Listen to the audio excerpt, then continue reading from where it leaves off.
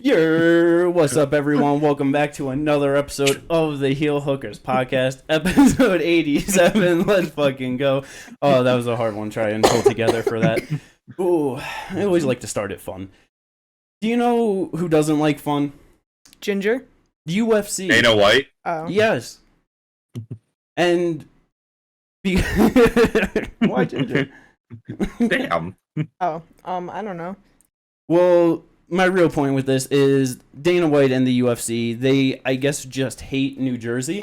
Because we got an Atlantic City card. I almost did it. Yeah, I'm off the page. We got an Atlantic City card that is basically just an Apex Plus card. When you look at it top to bottom, it is kind of lacking all over the place. You got a couple fun, meaningful fights, but less than a handful in there, so... We'll get to it all. Before all that, though, as always, if you enjoy the content, like and subscribe. It helps out. Drop a comment. Let's fucking go. But UFC Fight Night, Atlantic City, Aaron Blanchfield versus Manon Fiorot. Is it Aaron Blanchfield, though, according to Media Day? You know what I mean? Multi-billion-dollar company. Can't get a name right. Yeah, they fucked up the spelling on Aaron Blanchfield. Yeah, they forgot the F, right? I'm pretty sure. Yep, it was the F. Absolutely terrible. Just straight up disrespecting my girl all crazy, which is it's just like, if you're going to disrespect anyone in this matchup, why not Manon Fiorot? You know what I mean? You got two up-and-coming people. One is 24, the other one is 34. Like, what are we doing? And the other one's French. I'm pretty sure she's 34. She might still be 33. 34. 34 years old. 10-year age gap between them. Aaron Blanchfield coming in with the slight more experience, basically even with only one more win. Hey, that's more experience in my books, you know what I mean?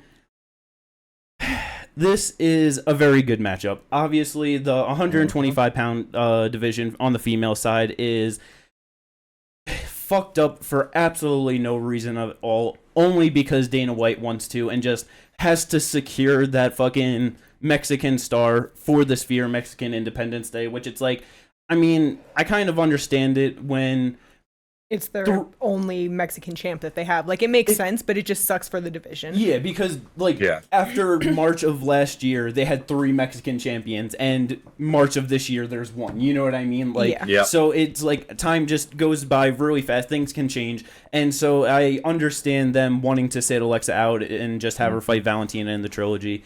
It sucks that, with just the announcement of them doing it on Tough, it's just like, okay, they're really just dragging this shit out then. Yeah. But motherfucking Aaron Blanchfield, she don't want to stay inactive. She want to keep on fighting. And obviously, Manon Fiorot wants to as well. Like, both of them are gunning for the title shot. Both ranked in the top 3 right now of the division. So it makes it just makes the most sense that they're going to fight each other for that number 1 contender fight. Yeah. It just sucks that this is considered the number 1 contenders fight, but because they don't want to stay inactive, they're still going to fight again. The next fight won't be for the title. More than likely not, no. Yeah. Unfortunately, because they really did drag this out and it's just like, Dana, I get it, but fuck you. Yeah. Like, this is... The reason why it just sucks too is because it's like, this is one of the divisions where we have so many people, like, fresh names coming up, moving up the rankings in spectacular performances, having just, like, starting to get fan bases behind them. So it's like, why are we just going to fucking put it to a screeching halt right at the top and just fucking log jam it all the way down the fucking rest of the division? It's just because people from, like, around like 6 and 8 or whatever that are performing good, getting a good win or whatever, now they can't really fight up because everyone that's above them deserves to fight now in the top 3. And it, it's just like, I was about to say, it's just Aaron and Manon fighting. Macy just beat Caitlyn, and she now is in that conversation of deserving a title shot. And it's just like, Jessica Andrade is always in the mix. Rose is now number 7. It's like, God fucking damn. The one thing I will say is that with Aaron and Manon being willing to be active after the fight, it does help it because, the loser obviously fights down. The winner can fight, like, I don't know. Yeah, like, they'll fight down, but not too far. So, like, the winner will probably take Macy Barber, the loser might take on Rose at that point. Like, who knows how it'll go, but, like, it just... at least it'll allow movement because if they didn't want to be active, whoever wins the fight deservedly fights for the title next. So if they didn't want to fight, they could easily just sit there, hold their spot, and wait until early 25 to fight for the title. Like, and that's the thing, it is going to be like early 25 at this point, because it's just like, damn. Best case scenario, it's December. Best case scenario. That's best. More than likely. Which is essentially like 25. More than likely, yeah. So it, like, yeah, it just sucks. I definitely feel like, depending on how they match up, you know, like Macy Barber and Rose Namajunas, obviously both getting big wins towards the top of the division. I feel like it's 100% just going to depend on how this fight plays out, because obviously with Rose getting the win last week, it was just awesome of her being like, yeah, I want that rematch with Manon, but there's no reason to do it. You know, it just... Yeah. Like, it just makes no sense. It doesn't, like, Rose already lost, so it's like the chances of losing again. Like, it would just be terrible for the division. The only way it makes sense is if Manon loses. And the only reason I say that is who else does she fight? Because Macy more than likely is going to fight the winner. Well, so that's where I just feel like it's going to come down to who wins. I feel like if Erin Blanchfield wins, then Rose fights. Like, I feel like no matter what, we're getting Rose and Erin, and then it's gonna be Macy and Manon, and it just like however they fall, it's just kind of gonna be, because it's like because even if Manon wins, you know, it's like I don't know why. I mean, I guess you could do Rose Erin, and then at that point, yeah. But either way, the fight. The fight. There are so many things with this. In my head, in the entire build-up and everything going into it, it's like, I absolutely love Erin Blanchfield. I am such a big fan of her. Always going to ride with her 100% no matter what. I genuinely think that if she's able to win this fight and then, like, get the title, she's going to do great things in this sport and, like, in the division as well. But that's a big if, and even getting to this one. Because just looking through the stats, it was just very interesting to see both of them just extremely active with the amount of like the strikes that they throw. Constantly, like multiple of their fights, just 100s to 200s. Erin Blanchfield, I think it was her debut, hit over 300 total strike attempts in that one. Or sorry, attempts, not like total landed. But just throwing a lot. Always active, always looking for the finish when they both get the chance.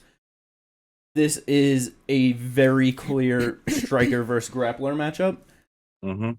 Ginger, who do you think which one do you think is going to be able to play out the best over 5 rounds potentially, or less? Over 5. If it's over 5, I think Manon might be able to do better.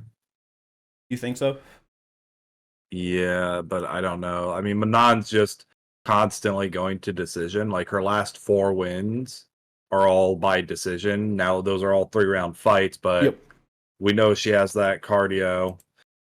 Erin, when she fought Santos, definitely started to get a lot more tired towards that back half of that fight than I think I've seen Manon.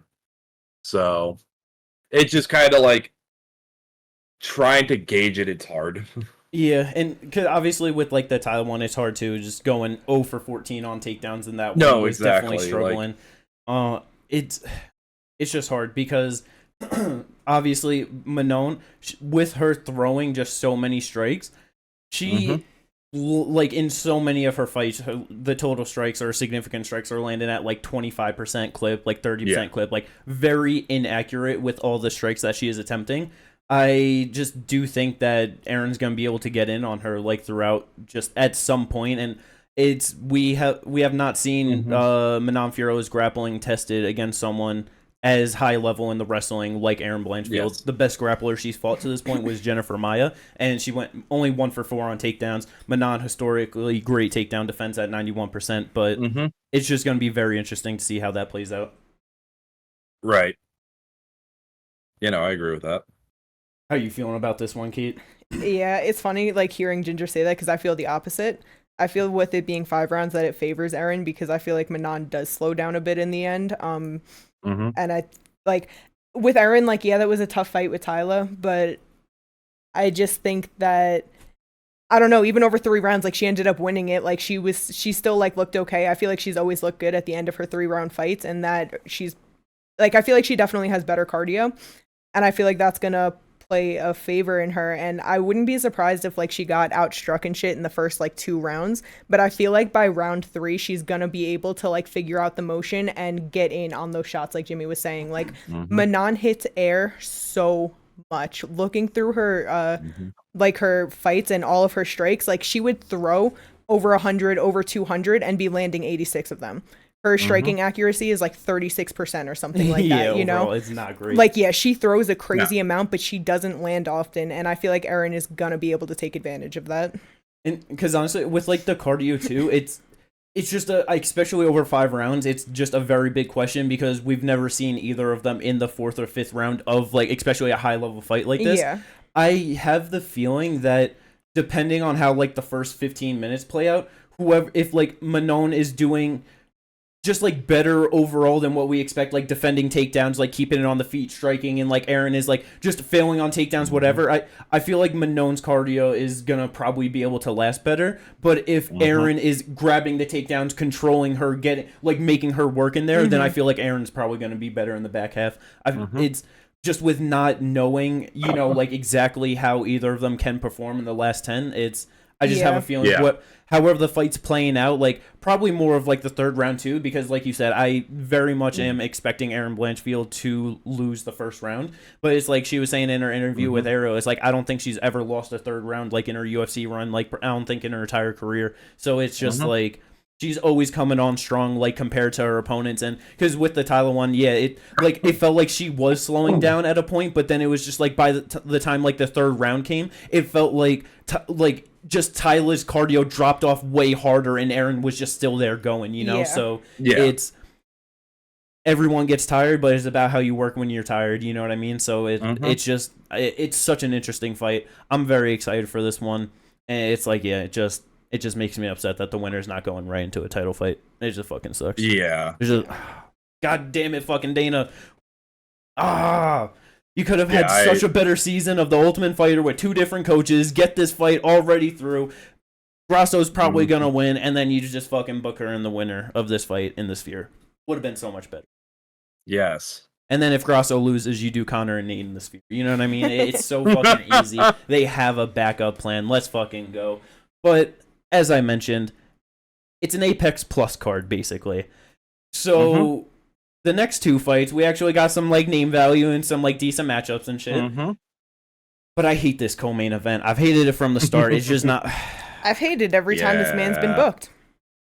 Vicente Luque is back, fighting Joaquin Buckley. He got the win over RDA in the last one. It's good for him, but it's just we talked about without just going through the fucking the brain hemorrhages and shit like that. That is just such a scary, life-threatening thing that it's like the chances of it happening again is just very high, and that's just for normal people, not people that are just training, getting hit in the head on a daily basis for a living. It's just extremely scary. Joaquin Buckley, he is not the greatest fighter at all. This is definitely the biggest step up in competition for his career, biggest name that he's getting. But man hits hard. Yeah, he does. And it's like Luque should be able to have this one in the bag. Like technically, like I'm just worried for him. It's just scary as shit. Just knowing what he has going on medically. Like if that wasn't a factor, it would, like you said, Luque in the bag. But I'd be so hyped for a fucking war. You know what I mean? But and it's like he still might be able to do that. But it's like, what's the aftermath gonna look like? Exactly. It's like I'm not excited for that. I don't want to see that. Because he beat RDA and it was like, okay, that wasn't too bad. And then he got booked against Ian Gary and we were like, oh no. And then he got booked against Sean Brady and it's like, okay, cool, a wrestler, that's fine. And now we got Joaquin Buckley. And that sucks. Yeah. I do expect it to be a fun fight overall, though. Where is Luque sitting at in the rankings right now? He's number 11. 11, okay. Yeah. I knew he was somewhere in that range. Yeah, so fucking I'm pretty sure the biggest name Buckley's fought to this point is probably Kevin Holland in his debut. But it's like this is definitely the highest ranked guy that he's ever getting, especially like at their point in the career. Probably right. Fuck Chris Curtis. So it's true. Still, and I mean with Impa, in terms of name value at this point. He's starting to get up there. That's very true. That's very true. You gotta give him that. But yeah, it just sucks. It's a fun fight, but just not that excited for it. You know, I'm also not excited for. Why does Chris Weidman just insist on ending his career with a win? It's because if he keeps trying, maybe he'll get it. I feel like this dude's still trying to go for the title. No, 100%. That's exactly what he's trying to do. He's 39 years old, right? Yep. Bro, it's We'll be just 40 so bad, in June. Man. Like, he was on such an incredible run, undefeated, just fucking smashing people, man. And I just, I'll never fucking forget watching that fight with Luke Rockhold live and just being so hyped on him and everything, from New York, just all that. And he's just doing good, winning the fight, and he just throws that wheel kick. The wheel kick that just changed his fucking life and his career, because then he got taken down, first time he was ever taken down in his career. Then he got knocked down, first time he was ever knocked down. Then he got finished, first time he was ever beat and finished. And it's just been absolutely terrible since then. I was about to say, then very next fight, damn near gets decapitated by Yoel Romero with a flying knee. Yeah, fucking knees from Gegard, gets the win over Kelvin, which was a good bounce back. Then just gets one punch fucking put out by Jacare. Yeah. Moves up to 205, and they gave him Dom, and that was just like, it was like, come on, man, what are we doing here? And yeah, man, it's like, since losing his title, he's won 2 fights against Kelvin Gastelum in 2017 and Omari Akhmedov in 2020. Yeah, and you can argue Kelvin isn't, well, not argue, Kelvin is just an undersized middleweight. Yeah. Who's scrappy. Who's good, but like that strength and size difference, especially against another grappler, that's just gonna take its toll. Yeah, like it's the fucking one loss in his entire career that he has is his last loss to Brad Tavares, coming back after the fucking broken leg injury. Yeah, everything else is a finish, and he's never been subbed. Yes. So you do the math on that. I hate it, man. I fucking hate it so much. There's Bruno Silva. He's not the greatest fighter at all, but he can fucking bang, and he puts people out. He's a fucking scary guy at 185 pounds. Yeah. And I fucking hate I just hate it so much, man. Like, the one, I guess, hope, it's because it's like, if fucking Chris Weidman, toughens out a fucking win somehow and gets it done, it's like, dude's gonna be trying to fight a top 15 guy, and that's gonna be terrible. So it's like, maybe he just gets, I don't know, maybe fucking Bruno takes him down and subs him for once, and just... Probably not. And I know. I don't think that Weidman's gonna win, because it's like, Bruno's been on a rough run, but it started with losing to Alex Bejeda. He got subbed 3rd round by GM3, so it'd be like that. He finished Brad Tavares in the 1st round. He got rear naked choked by Brendan Allen, which Brendan's been on, you know what I mean? Yeah. He's been doing real good. And then he lost the decision to Shara Magomedov, and we saw that he's real good. It's just... He lost decisions to 2 amazing kickboxers and then got subbed by 2 amazing jiu-jitsu guys. Yes. So it's just... And everything before that, knocking people out. It's like, he's about to knock Chris out. Yeah, and it's not like Bruno has a terrible guard. The thing is, he got choked out by a guillotine, and then the next one was rear naked choke after Brendan decided to bang with him and knocked him down. Yeah. So it's not like he's getting taken down and choked out. It's like... And that's what Weidman has to do, because ain't no way Weidman can bang with him. No. Not a chance in hell. God fucking no. Holy shit. If Pajeda could not put this man out, you aren't putting him out, Weidman. I'm sorry. So yeah, that's gonna make me very sad. And I will probably want to cry when that fight happens. Moving on, though. I put it in the rundown next because it's even a better fight than the last 2 ones that we talked about, especially in terms of rankings and everything overall. on the prelims, which is just absolutely disrespectful to be on the prelims. But Virna Jandiroba is back, and she's fighting our girl, motherfucking Loopy. This is going to be so fun. I'm excited for this. Hell yeah. I'm scared for Loopy. Yeah, this is a big test for her, Yes. but she's been on a good run. Yes. I hope she can keep it up. She's been doing great. Obviously, Virna, what she ranked at number 5 now, I believe. I think so. Last 2 wins, decisions over Angie Hill, Marina Rodriguez, using the grappling to get that done throughout the most of it. Virna is tough. She's solid on the feet. She's good on the ground. I feel like she definitely has a more well-rounded skill set to get it done over Loopy. Yeah. But I feel like even with Loopy just going out there, throwing one leg kick around, and just 1-2s and maybe a left hook and a right hook here and there, she could still probably beat her to decision. Just take down defense and punch, you know what I mean? I hope so. Sprawl and brawl, baby. Let's fucking go. Oh. Brawl and brawl. Nah, she's subbing Virna. Let's go. Loopy has 3 subs on her record. Ooh. Elise Reed. Yup. Silvana Gomez Juarez. Yup. And somebody outside of the UFC, Ashley Maston. Making her pro debut. Yeah. Oh, so she's subbing Virna, who's never been sub before, and has 13 wins via sub. I said what I said. Bro, if she was able to sub her, that would be fucking awesome. Yeah, I know. It would be. Virna lost to Mackenzie Dern, but not by sub. Yeah. She's been fucking working with Diego. She's been hiding all the fucking tricks in the book, you know, all the tricks in the Bro, bag. I hope so. Because I really don't think that she's going to go out there and sub her, but I hope she could. That'd be amazing.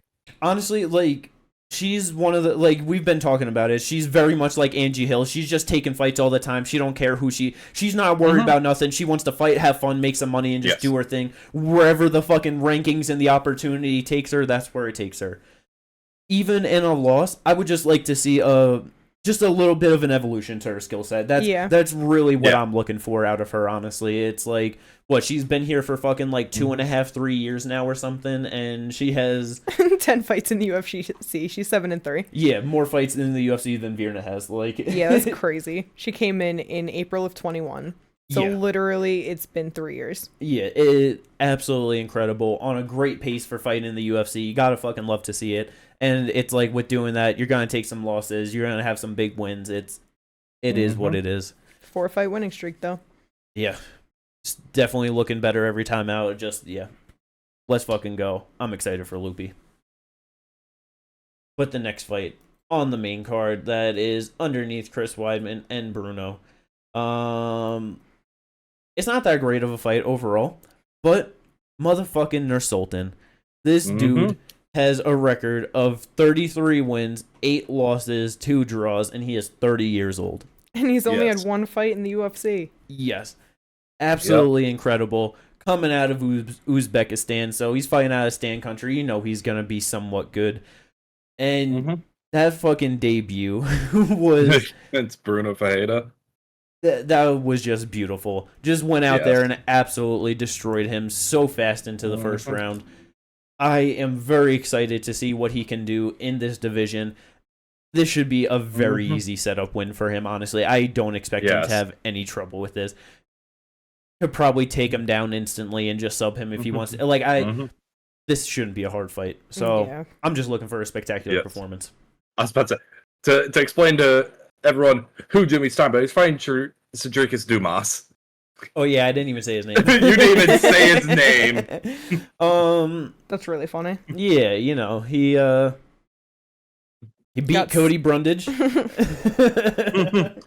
Mainly because Cody Brundage kept pulling for a guillotine. He got subbed by Josh Fremd. Yup. Yep.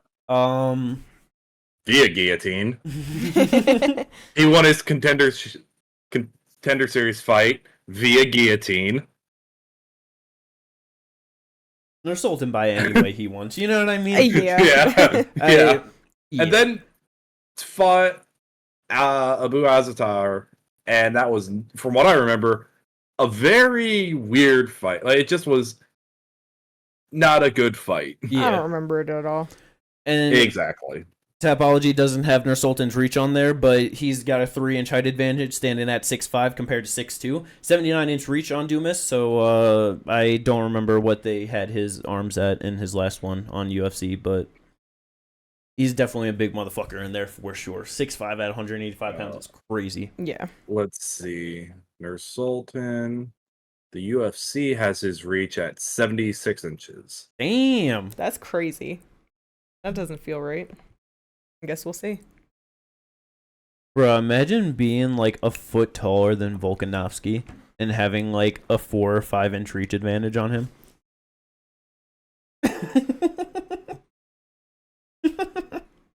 That's pretty funny to think about. There are probably more like shorter people with longer arms I could probably find, but that's just that's crazy. That's what the UFC has.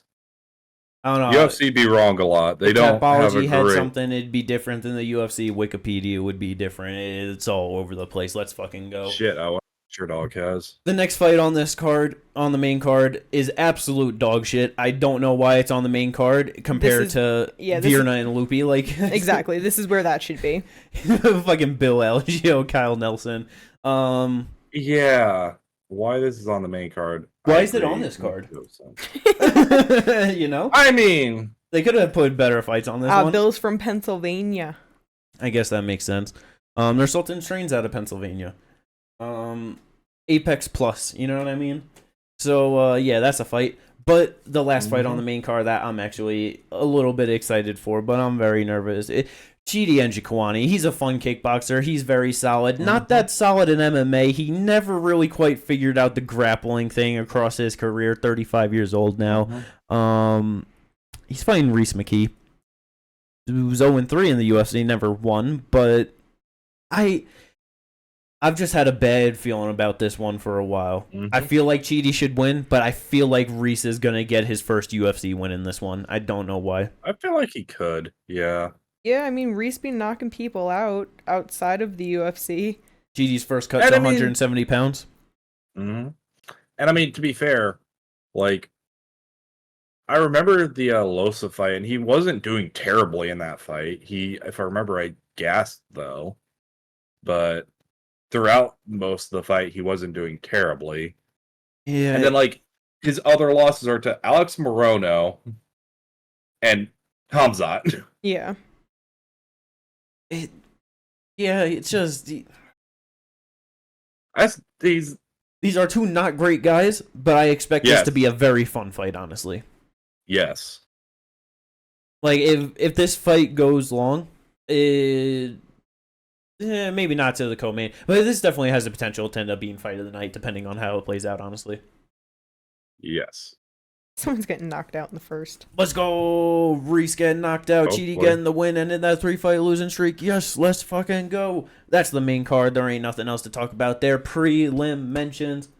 Hey, you won't bring up anything on the prelims? I mean, since we already talked about Virna and Loopy, no. Nothing? Herbert Burns is back. I remember him from his big loss of getting absolutely exhausted and refusing to stand up off the mat. I believe that happened in the second round. It did. Against Bill Algeo, who's on this card. Let's go! Amazing. Yeah, he's fighting Julio Arce, who's not that bad of a fighter. He's alright. That's the only thing I wanted to bring up about that one is Herbert Burns, honestly. I didn't remember that at all. Yeah. That's really funny. It's hard to forget, you know what I mean? Ginger, is there anything you want to talk about on this prelims? The prelims be preliming on this one. Howlin' Lauren Opening up the card. The only other one would be Ivo Aslan to me and Anton Turkalj. Yeah, because it's like dude's 0-3 in the UFC, so it makes it look bad. Yeah. But like his 3 losses are Jailton Armeda, Vitor Petrino, and Tyson Pedro. Yep. So none of them are bad. Yep. Ivo Aslan is making his UFC debut and he's 12-1, so you're like, oh, okay, he's gonna win, right? But his one loss is to Anton. Let's go. So yeah, I'm interested. Who's gonna win? Yeah, Ivo mostly just getting first round finishes. He's made it out of the first round 2 times. One of those times was when he got finished. Yeah. It's always fun when you got a fight buried on the prelims that's got a little storyline like that to it, you know? Yeah, right. It's like that's why they got to run back fucking Brian Bad on Andre Lusa, you know what I mean? Yeah, I it's agree. like Just for the funsies. exactly. But yeah. Not even really. Yeah, I don't think he said anything, right? No, because it's like I said, prelims to be prelim, and like you got Apex Plus. Andre Petrosky versus Jacob Malkoun. Which Yeah. Solid DQ loss.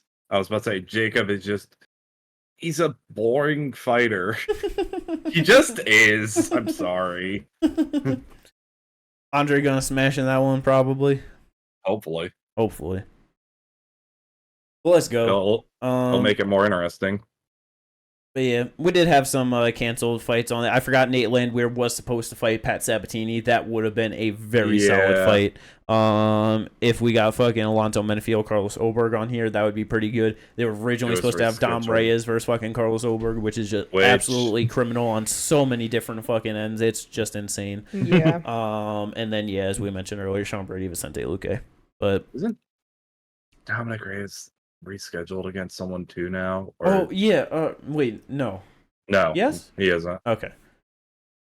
Never mind. But that's all of the fights that are worth mentioning on this card. Let's fucking go. But we got some fight news to go into. First one bring up, got 125-pound top 15 guys going at it. Alex Perez coming off his not that bad of a loss to Muhammad Makayev. Just kind of a boring fight, not the most spectacular. But he's taking on Tagir Ulanbekov, which is a good step up in the rankings for him. So, see how he's able to get that done. I just kind of feel like that. I know that he took a bad loss to fucking Tim easily. Tim Elliott won that. I just feel like Alex Perez should be able to beat him. But we'll see how it goes. He might just get out wrestled again. A little tune-up fight for him with Makayev, and now he'll beat Tagir. Let's go. Keeping that spot in the top 10. Next one bring up though, Ismail Bonfim, our boy, he's fucking back. He's taking on Vince Pichel. I am nervous about this one because this one was originally announced for some point, but then it got rescheduled, right? Yeah, in November because Bonfim missed weight. Yeah. Oh yeah. That's I still don't like this one. I didn't like it then. I don't like it now. It's Vince. He's old. He's he's fucking like 38 or some shit now. 41. Yeah. 41. There you fucking go. Old ass man, but he's still fucking solid. Like he's got some decent skills on him. Just a fucking tough, wily vet. I'm sorry, but I think Bonfim got it. It's like Vince is old. His last fight was in 22 against Mark Madsen, and he lost that. And then before that, his wins are over Austin Hubbard, Jim Miller, and Roosevelt Roberts. Solid people, but 2019, 2020, it's like Bonfim's better than that. I think he's better than that. I mean, because it's like, I know he took the L to like Mark Madsen, but it's like he's a very good wrestler. Like, like that. I mean, it's rough. He also he has a submission loss to Gregor Gillespie, but before that beat Joaquim Silva, and then 3 other guys who really have no name that's value. Going on fucking 10 years ago. No, I know. I'm just saying, like, it's like I agree. Like, Bonfim should be able to get this one done. I definitely just recognize this as like a tough test, like for him with Vince. I don't think that this is gonna be the easiest win for him, and if it is, I just like that's really good for him. You know what I mean? It's like Vince is solid. Yeah, it's like he lost the decision to Mark Madsen. Yeah. So it's like fucking Bonfim's able to just go out there, take him down, and sub him like that. That's fucking amazing. Like silver medal Olympic wrestler in Marco Madsen. Like that. Also with like the fights he's been getting booked in, it shows where they believe Vince is at least in terms of like, seeing where other people are at. Because before this, they were scheduled before it got canceled.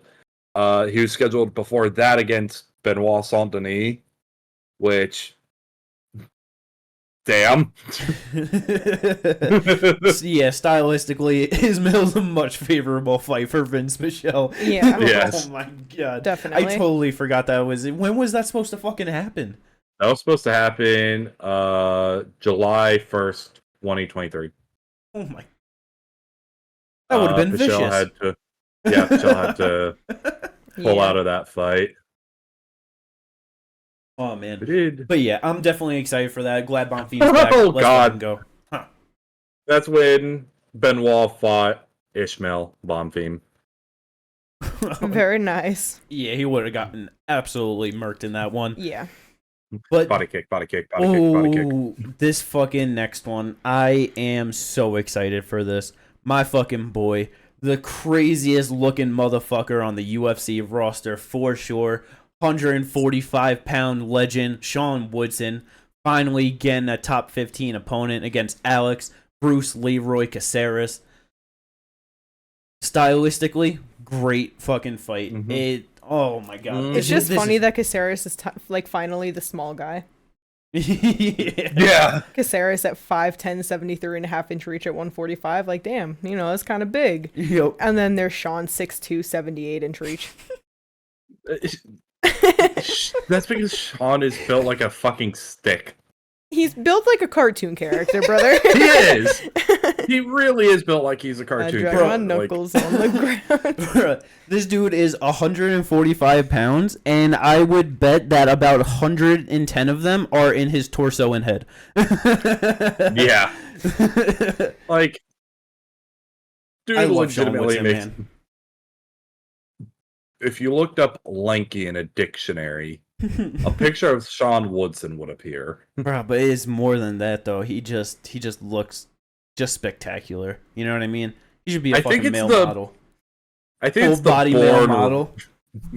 I think it's the born ready St. Louis skyline with a $sign on his stomach. I think that's what really sells the look. He is a spectacular human being. He's such great fun to watch every single time. Slick on the feet, just incredible. Mm-hmm. Bruce Leroy, very slick on the feet as well. Definitely better with just like being a bit more dynamic in his overall striking. Sean, just a vet. Yeah, Sean just like Yes. more boxing heavy. You know what I mean? But god fucking damn, man, this is gonna be such a good. When is that fight for? If you know, off the top? May 11th. Oh, so far out. I want it to be closer. But let's fucking go. That's great. Also, another guy coming back, formerly in the top 15 at 135 pounds. On a little rough losing streak right now. Took losses to Rob Font and Jonathan Martinez. Both of them very rough. Adrian Yanez, he is back. He's taking on Vinicius Salvador. This fight was set up for Adrian Yanez to win for sure. Yes. I very much appreciate the UFC for this because they have to do this kind of a thing more. Where you have clearly a very talented, fun prospect that people love that got into the top and got decimated twice very badly. So you give him a big step back. Let him rebuild up. Yeah. Just get a win streak, rebuild the confidence, learn. Just, you know what I mean? I love the matchmaking. It's absolutely beautiful. Yeah. Mm-hmm. Boy, Vinicius 0-2 in the UFC. Yeah, he lost to Victor Altamino and CJ Vergara. He got here off of a win on Shannon Ross in the Contender Series. Yep.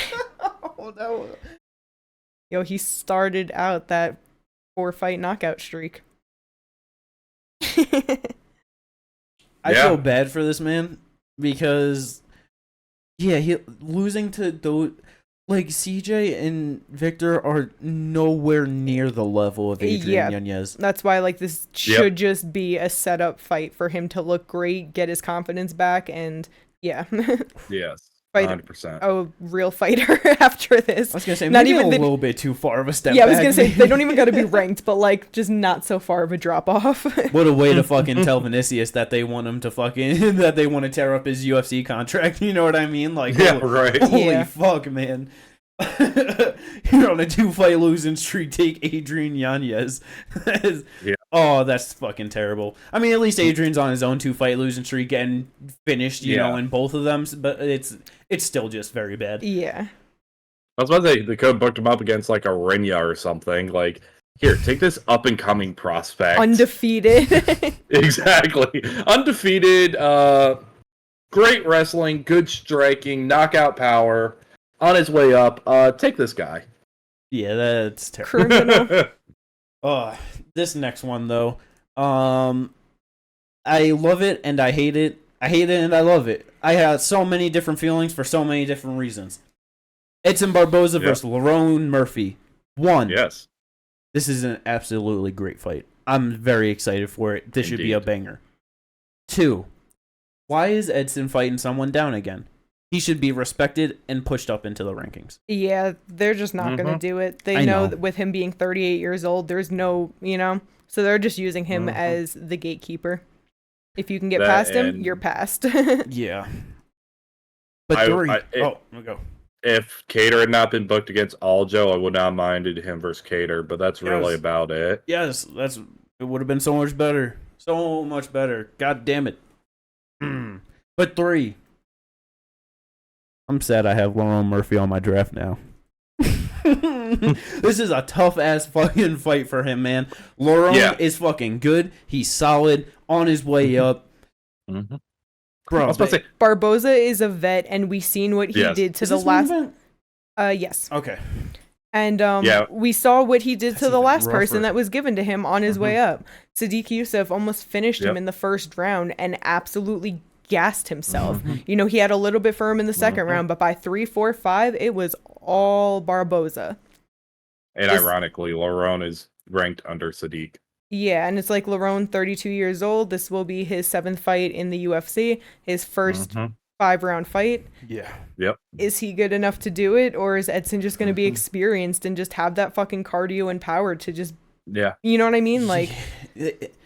Bro, like, Edson has gotta be on some sort of fucking set of steroids to fucking... in his... What, he 38 now, I believe? 38, yes. Like... Yes. To be dropped down from 55 to 45, like he would just one of those guys where it's like if you're changing a division, you're going up. You know what I mean? You're so fucking big. Like he's like, nah, I'm gonna go down, and he looks fucking better than ever. And to like just like you said against Sadiq, like to put on that kind of performance at this age, Edson on the sauce is a fucking monster, man. Because it's like, oh, sorry. He just got on the Jose Aldo diet. It's fine. That's all he did. He's only eating leaves.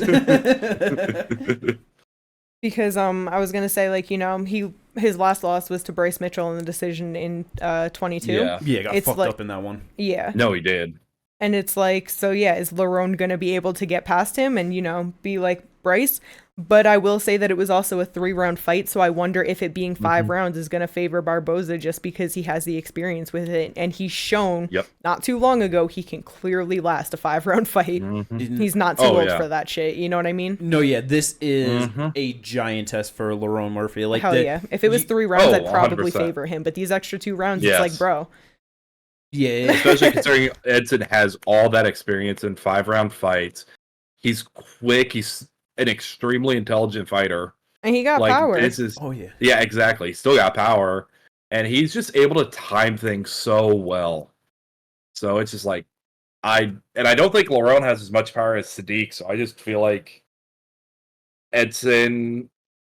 Yeah, I feel like Edson by finish in this one. Yeah, takedown accuracy 46%. I mean, he is grabbing takedowns, and the only 2 people he did not take down in his UFC career are Makwan Amirkhani, who's solid in the first round in grappling, and Zubair Tukhugov, who is a great grappler. I was about to say, Edson has a 75% takedown defense. Yeah, that... Because I kind of just wanted to like see his stats on that, because I'm like, how much can grappling maybe be like a play for him? Because it's like... It's Edson Barboza. The game plan is there. It's like you just have to crowd the kicker. That's what it is. You can't give him space. You have to stay on top of him the entire time. And it's like, yeah, if Lerone can't do that for 25 minutes or get him out of there before that, he's gonna get kicked up in the head a few times. And let's see how he handles that. Yeah. And I mean, let's go. In his last fight, he took down Sadiq 3 times on 4 attempts. Yeah. He was only taken down once on 2 attempts. Yeah, I mean, I definitely do think Lerone's a bit more of a well-rounded guy overall than Sadiq. Yeah. Like, Sadiq's definitely, like, just a very good boxer, mainly. Also, it's like big factor was with Sadiq gassing himself like Yeah, that with yeah. how exhausted he Yes. was, so like we just really got to see how Lerone can hold up. And that's the thing about exactly, and that's the thing with Barboza is he can decide I'm going to set this pace, and if you're not on this pace, you're not ready for it. You're fucked. Yeah. Oh, great fucking step up for Lerone. Just I absolutely love it. So many questions will be answered that night. Yes. This next one though, I love the heavyweight fashion of Giles and Almeida of being like knockouts don't mean anything. Let me just fight again right away. Because dude just got smashed by Curtis Blades, and he's like, let me get into another fight right away against fucking Alexander Volkov. Yeah. It's a 3-round fight. UFC 302. Oh, this is I don't know, man. I don't know. Oh, Volkov about to send Gilton back to 205. Bro, he really fucking might. I was about to say, Volkov is going to send this man to the Shadow Realm, because if there is anyone in the heavyweight division who has the timing, accuracy, and kickboxing prowess to throw a front kick after Gilton tries to teep into a double leg, it's Volkov. Yeah, man. It's Volkov and gone. Dude was a fucking Bellator heavyweight champ like a fucking decade ago. Like, this dude is, like you said, just a very experienced kickboxer in the heavyweight division. Like, when he fought Curtis Blade, that was a 5-round fight, and he got absolutely ragdolled for the first 3 until Curtis got tired. But it's like, I don't know, man. I'm very interested. He's been on a great run, 3-fight win streak against fucking Tai Tuivasa, Romanov, and Jar Jar.